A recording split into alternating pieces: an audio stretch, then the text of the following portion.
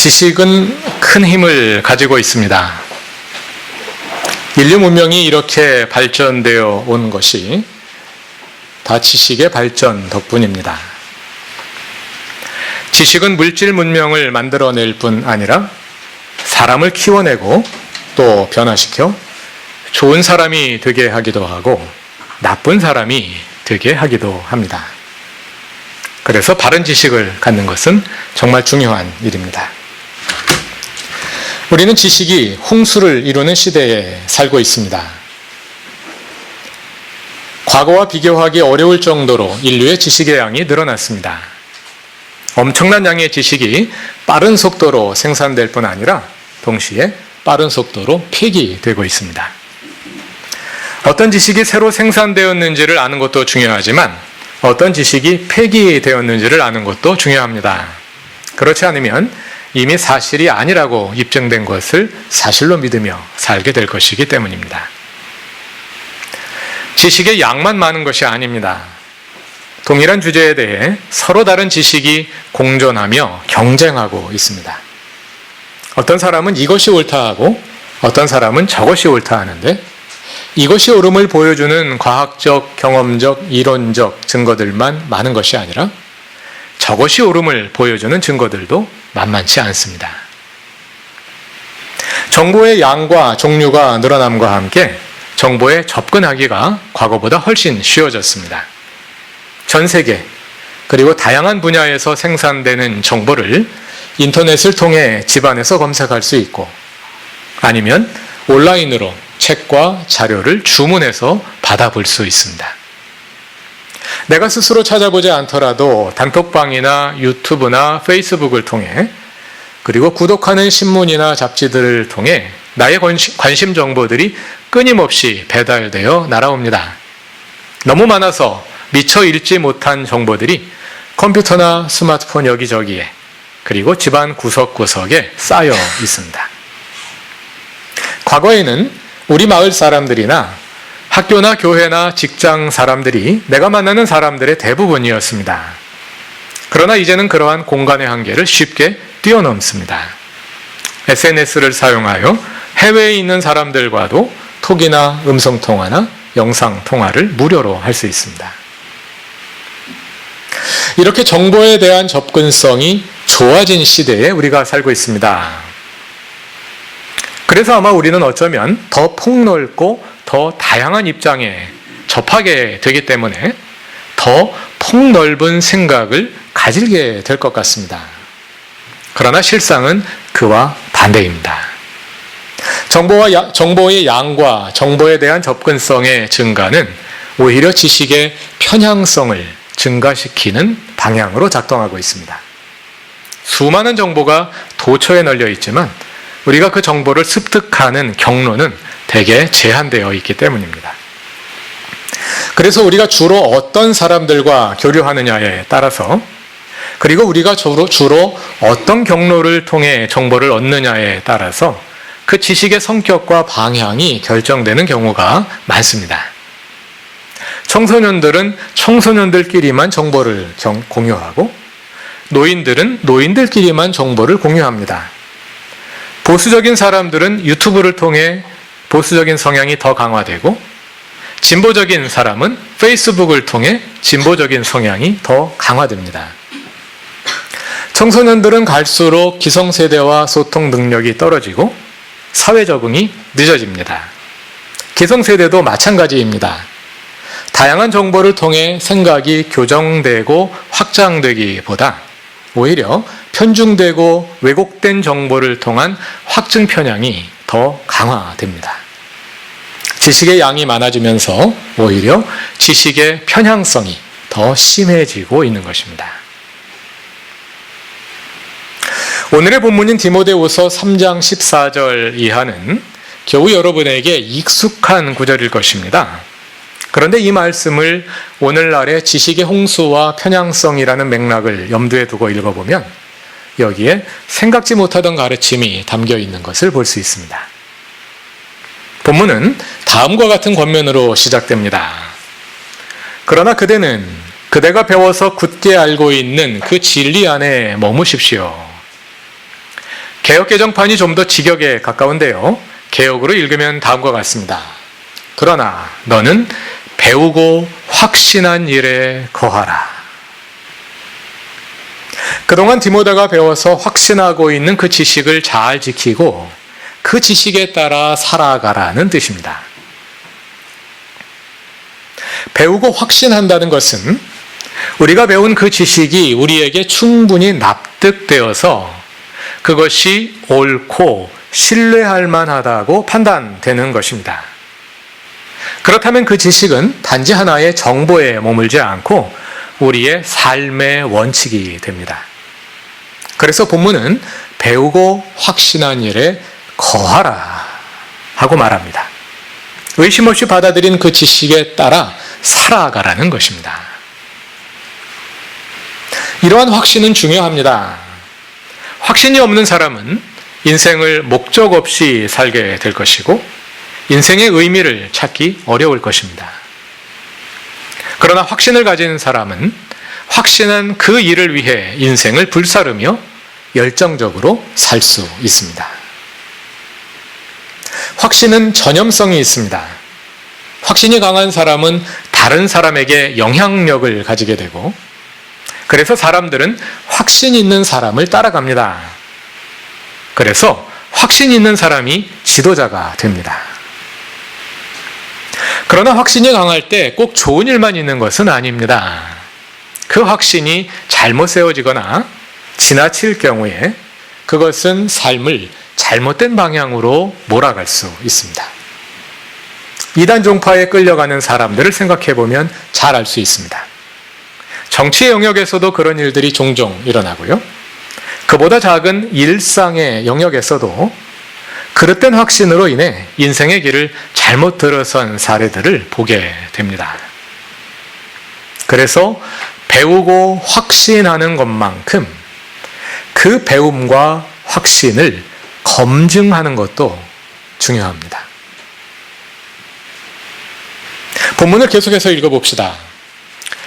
14절에 배우고 확신한 일에 거하라 이렇게 권면한 후에 두 개의 문장이 따라오는데요. 먼저 14절 후반부를 보시면 그대는 그것을 누구에게서 배웠는지를 알고 있습니다. 헬라어 원문을 보면 여기에서 알고 있다는 말이 분사로 되어 있습니다. 이 분사 구문을 잘 이해하는 것이 중요한데요. 문맥에 맞추어 적절히 번역하자면 다음 사항을 유념하면서 이런 뜻입니다. 그대는 배우고 확신한 일에 거하십시오. 단 다음 사항에 유념해야 합니다. 먼저 그대는 그것을 누구에게서 배웠는지 유념하십시오. 이 구절을 얼핏 보면 여기에서 말하는 누구가 바울을 말하는 것처럼 들립니다. 그건 나한테 배웠다는 거 기억하지? 이런 식으로 말입니다. 그러나 헬라어 원문을 보면 여기에 누구라고 번역된 의문대명사 티논이 복수형입니다. 그러니까 정확히 번역하면 누구에게서 배웠는지가 아니라 어떤 사람들에게서 배웠는지입니다. 그대는 배우고 확신한 일에 거하십시오. 단, 그 지식이 어떤 사람들에게서 온 것인지 지식의 출처에 유념하십시오. 이런 뜻입니다. 그런데 한 가지 더 생각해 볼 수 있는 것은 여기에 사용된 의문대명사가 남성, 여성, 중성이 다 형태가 같다는 점입니다. 그래서 이 의문대명사는 사람을 가리킬 수도 있지만 사물을 가리킬 수도 있습니다. 그대가 배우고 확신하는 그 지식이 어떤 사람들에게서 온 것인지 유념하십시오. 이렇게 해석될 수도 있지만 그 지식이 어떤 목적으로 어떤 과정을 통해 생산된 것인지 유념하십시오. 이렇게 해석될 수도 있는 것이죠. 지식이 생산된다. 이 말이 어색하게 들리시는 분들도 있을 것입니다. 지식은 하늘에서 떨어지는 것도 아니고 수많은 정보들이 저절로 모여서 지식이 되는 것도 아닙니다. 지식이 형성되기 위해서는 정보가 수집되고 조사와 분석과 분류와 체계화를 거쳐서 하나의 지식으로 만들어지고 또 확산되는 과정을 거칩니다. 따라서 모든 지식은 누가 그 지식을 생산하느냐에 따라 달라집니다. 같은 시장에서 재료를 구입하더라도 조리하는 사람에 따라 다른 음식이 나오는 것처럼, 그리고 어떤 음식은 사람을 건강하게 하지만 어떤 음식은 건강을 해치는 것처럼 지식도 어떤 사람들이 어떤 의도를 가지고 지식 생산에 관여하느냐에 따라서 다른 지식이 나오게 됩니다. 예를 들어서 우리가 매일 신문과 방송과 인터넷에서 접하는 기사들은 단순히 사실을 수집하여 그대로 전달하는 것이 아니지요. 언론 기사들은 어떤 사람들이 어떤 목적을 가지고 생산해낸 지식들입니다. 따라서 지식을 소비하는 위치에 있는 우리는 그저 수동적으로 지식을 받아들일 것이 아니라 누가 어떤 목적으로 그 지식을 생산했는지 확인하고 검증할 필요가 있습니다. 그래서 그 지식이 누구에게서 온 것인지, 어떤 과정을 통해 만들어진 것인지 유념하라고 말하는 것입니다. 그럼 우리는 어떤 잣대를 가지고 그 지식을 검증할 수 있을까요? 본문 15절은 14절 분사구문의 연속입니다. 그러니까 디모데가 유념해야 할 둘째 사항을 담아놓은 것인데요. 둘째로 유념해야 할 것은 그대가 어려서부터 성경을 알고 있다는 사실입니다. 내가 어려서부터 성경을 잘 알고 있지 않느냐? 그 성경에 비추어 너의 지식을 검증하라. 너무 뻔한 답인 것 같죠? 그러나 사실은 가장 중요하면서도 우리가 가장 취약한 부분이 이 지점입니다. 계속되는 15절의 권면에 귀를 기울여 봅시다. 성경이 지식 검증의 기준이 되는 이유는 성경이 그리스도 예수를 믿는 믿음으로 말미암아 우리를 구원에 이르는 지혜를 우리에게 주는 책이기 때문입니다. 이것은 우리의 지식이 무엇을 기준으로 검증되어야 하는지를 정확히 보여줍니다. 그것은 성경이 말하는 구원, 곧 하나님의 나라입니다. 우리가 가지고 있는 그 지식의 내용이 과연 성경이 말하는 하나님 나라에 부합하는지, 그리고 그 지식을 생산한 사람들의 의도와 방식이 하나님 나라에 부합하는지 검증하라는 것입니다. 이어지는 16절과 17절은 성경으로 지식을 검증해야 하는 이유를, 그리고 그 방향을 좀 더 구체적으로 보여줍니다. 16절과 17절을 다 같이 읽어보겠습니다. 모든 성경은 하나님의 영감으로 된 것으로서 교훈과 책망과 바르게 함과 의로 교육하기에 유익합니다. 성경은 하나님의 사람을 유능하게 하고 그에게 온갖 선한 일을 할 수 있게 하는 것입니다. 뒤에 나오는 17절을 먼저 보시죠.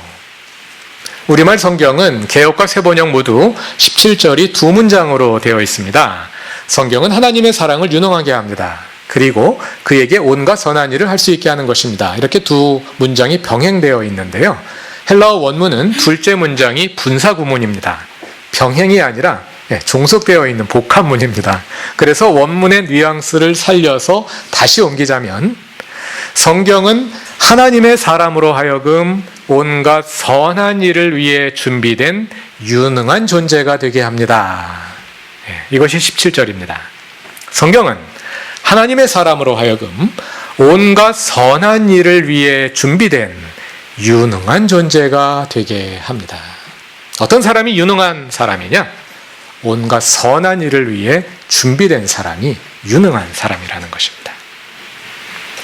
세번역에서 유능하다로 옮긴 헬라어 단어는 아르티오스이고요. 또 17절 맨 뒤에 할 수 있게 한다 그런 말이 나오죠. 할 수 있다로 옮긴 단어는 엑사르티조인데요. 아르티오스, 엑사르티조 두 단어에 모두 아르티라는 단어가 어근으로 들어가 있습니다. 아르티는 바로 지금 또는 정각에 이런 뜻입니다. 바로 지금, 정각에. 그러니까 어떤 상황에서든 필요한 그 순간에 시의 적절하게 선한 일을 할 수 있도록 준비되어 있다. 그런 뜻입니다. 그런 뜻을 따라 16, 17절을 다시 읽어보면 다음과 같은 뜻이 되겠습니다. 모든 성경은 하나님의 영감으로 된 것으로 교훈과 책망과 바르게 함과 의로 교육하기에 유익합니다. 그리하여 17절은 결과절 또는 목적절입니다. 결과절로 그리하여로 번역하면 그리하여 성경은 하나님의 사람을 온갖 선한 일을 위해 시의 적절하게 준비된 유능한 존재로 만들어줍니다. 이것이 성경의 능력이고 또한 우리의 지식을 검증하는 기준이 되어야 한다는 것입니다. 지금까지 읽은 것을 한번 요약해 보겠습니다. 우리는 우리가 가진 지식을 검증하되 먼저 그 지식이 누구에 의해 어떤 목적으로 생산된 것인지에 유념해야 합니다. 그리고 물론 그 지식이 어떻게 사용되고 우리의 삶에서 어떻게 작동하는지에도 유념해야 하겠죠. 그것을 평가하고 판단하는 기준은 성경입니다. 성경으로 지식을 검증한다. 무슨 뜻이냐? 구체적으로 먼저 내가 가진 지식은 성경이 말하는 구원, 곧 하나님 나라에 부합합니까? 아니면 파라오의 질서를 확장하는 데 기여합니까? 첫 번째 기준입니다. 그리고 그 지식으로 인해 나는 선한 일을 위해 시적절하게 준비된 유능한 존재가 되어가고 있습니까? 아니면 그저 나를 이롭게 하고 있을 뿐입니까?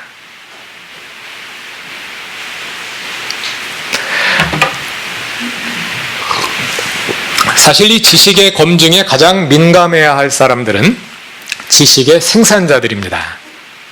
우리 교회에는 학자들이 많습니다. 학자는 지식을 생산하는 사람입니다. 지식의 생산자로서 학자들은 자신이 연구하고 산출해내는 지식이 누구의 필요에 따라 이루어지고 있는지, 그리고 결과적으로 누구에게 봉사하고 있는지 늘 유념해야 합니다. 지식은 중립적이지 않습니다. 지식은 누군가의 필요에 따라 만들어지고 또 사용되기 때문입니다. 학문 분야에 따라 차이가 있을 수 있겠습니다만 이러한 잣대가 전혀 적용되지 않는 분야는 없을 것입니다. 지식의 생산은 하나님 나라의 실천에서 매우 큰 몫을 차지합니다. 지식이 문명을 발전시켜 왔고 지식이 사람을 변화시켜 온 것처럼 지식의 생산은 하나님 나라의 실천에서 매우 중요한 역할을 합니다.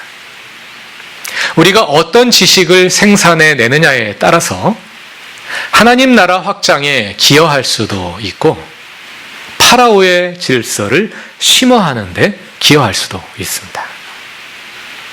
우리가 생산해낸 지식은 사람들을 선한 일에 유능한 존재로 준비시켜 줄 수도 있고 그와 반대로 사람들을 선한 일에 무관심한 이기적인 존재로 만들 수도 있습니다.